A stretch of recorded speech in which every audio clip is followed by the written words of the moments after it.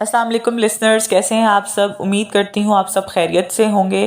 آج جو میں افسانہ پڑھنے جا رہی ہوں وہ ہے شازیہ الطاف ہاشمی کا روزی۔ اگر آپ میری ویڈیوز کو پسند کر رہے ہیں تو میرے چینل کو لائک کریں، سبسکرائب کریں، شیئر کریں اینڈ کامنٹ کریں۔ Thank you. ٹھا کی آواز کے ساتھ ہی میڈم روزی کا دماغ کھول اٹھا اور وہ لاؤنج سے اٹھ کھڑی ہوئیں۔ ان کے چہرے پر تناؤ تھا۔ سرخ رنگ کی ڈیزائنر ساڑی میں ملبوس وہ غصے سے بے قابو ہو رہی تھی۔ سرخ لپسٹک سے سجے ہونٹ نفیس گالیاں بک رہے تھے۔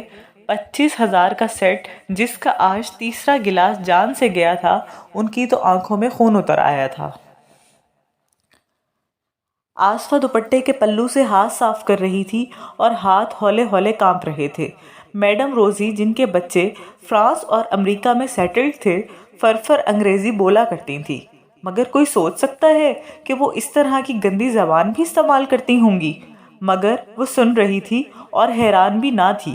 ان کا معمول تھا، پچھلے ہفتے ان کے اپنے ہاتھ سے پہلا گلاس زمین بوس ہوا تھا تو آصفہ کو گھورتے ہوئے بولی، جلدی سے فرش سے کانچ سمیٹ لے، اپنے ہاتھ سے ٹوٹے تو خاموشی، اور ایسا اگر کسی دوسرے انسان سے ہو تو اس کی تنخواہ میں سے پیسے کٹیں گے۔ روزی بیگم گلاسوں کی مالک ہیں اور وہ صرف گلاس دھو دھو کر رکھنے والی ملازمہ۔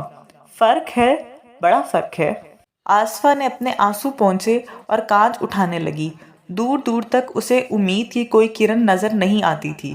روز اس کے لیے ایک جیسا ہی سورج طلوع ہوتا تھا اور اسی کی طرح تھکا تھکا غروب ہو جاتا تھا۔ اوپر تلے 4 بیٹیوں کی ماں تھی۔ خود اس نے 5ویں تک پڑھا تھا۔ کتابیں چاہے وہ خود تھوڑی سی پڑھ چکی تھی، مگر اتنا ضرور سیکھ گئی تھی کہ تعلیم سانس لینے جیسی ضروری۔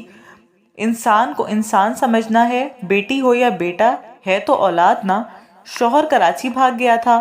جنگل جیسے شہر میں وہ اسے کہاں کہاں ڈھونڈتی پھرتی، اور وہ بھاگ کر جاتی کہاں؟ بیٹیوں کو چھوڑنا اسے منظور نہ تھا۔ پھر کالونی ہی میں کام کرنے والی سکینہ خالہ نے اسے روزی میڈم کے بنگلے کی راہ دکھائی۔ چوڑی کشادہ سڑک سایوں سے بھری، پر اس کے لیے کہیں جائے امان نہ تھی۔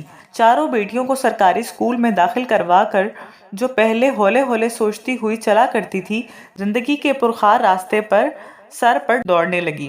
پرانے کپڑے، ہوائی چپل، 28 سال کی آصفہ زندگی کو سمجھنے لگی تھی۔ میڈم روزی کی طبیعت میں غصہ بہت تھا۔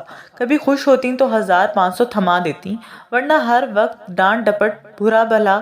ایک وہ ہی نہیں، سارے ملازم ہی ان سے خائف رہا کرتے، تنخواہ وقت پر دے دیتی تھی۔ آصفہ کا گھر چلنے لگا تھا، پر تھک کر چور ہو جاتی تھی۔ چھٹی کے بعد اس کی بیٹیاں نانی کے ہاں چلی جاتی اور واپسی پر وہ انہیں اپنے ساتھ لے کر گھر آ جاتی۔ چھوٹا بھائی ممتاز علی رات ان کے ساتھ ہی سو جاتا۔ ممتاز علی خود مزدور آدمی تھا۔ ہر کوئی اپنا بوجھ اٹھا رہا تھا، وہ کیوں کسی پر بوجھ بنتی؟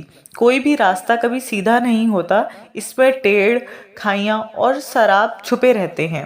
اس کا دکھ میڈم روزی تھی۔